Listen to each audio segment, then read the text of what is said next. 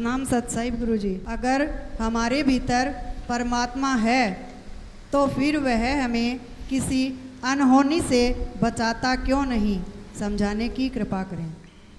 बहुत अच्छा प्रश्न अभी आ गया। हमारे अंदर परमात्मा है तो फिर वो हमें किसी अनहोनी से, अप्रिय घटना से बचाता क्यों नहीं। देखो अभी यहाँ सूर्य का प्रकाश है और होते हुए भी हम किसी दीवार से, किसी चीज से टकरा जाएं, इसमें सूर्य का क्या दोष है।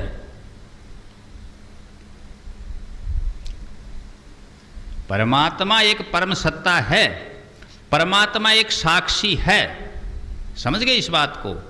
परमात्मा इसलिए ये चीज नहीं है कि कोई अलार्म में हमारे लिए बैठा, हमें ये कह रहा है कि इधर चलो, अब इधर चलो। उसके लिए हमें आत्मा, आत्मा के साथ हमें क्या दिया है, आत्मा का प्रकाश, माइंड, बुद्धि। क्या दी है? बुद्धि दी है।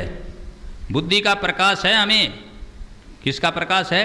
बुद्धि। बुद्धि ज्ञान कराती है, इसलिए बुद्धि को प्रकाश माना गया है। बुद्धि किसके द्वारा संचालित है? सब आत्मा के द्वारा। अब बुद्धि का प्रकाश खास पशु को ना ज्ञान है।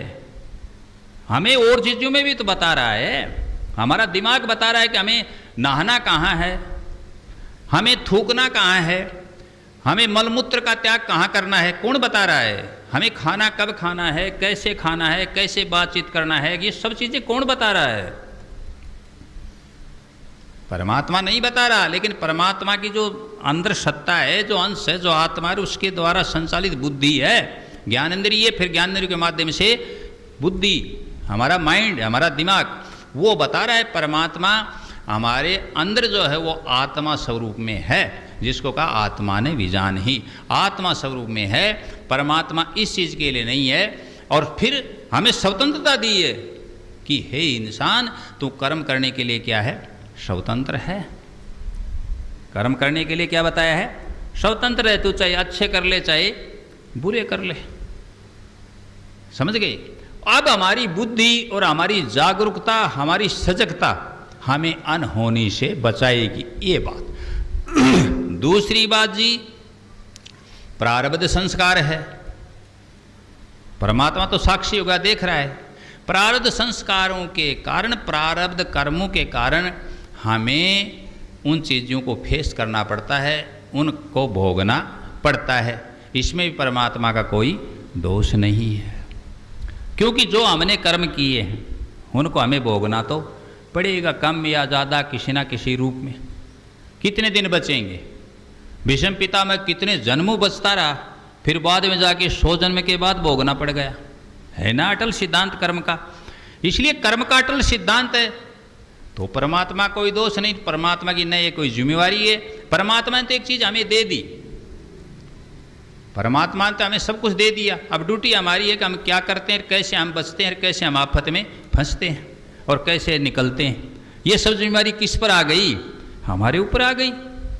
तो पहली चीज कर्म सिद्धांत, कर्म अटल है। पूर्व जन्म में कर्म किए, कब कर्म किए, कब कर्म किए, उसका फल भोगना पड़ेगा। परमात्मा बचाने नहीं आएगा। इस प्रकार का परमात्मा नहीं है, वो साक्षी है, वो सत्ता रूप में है, आत्म स्वरूप है।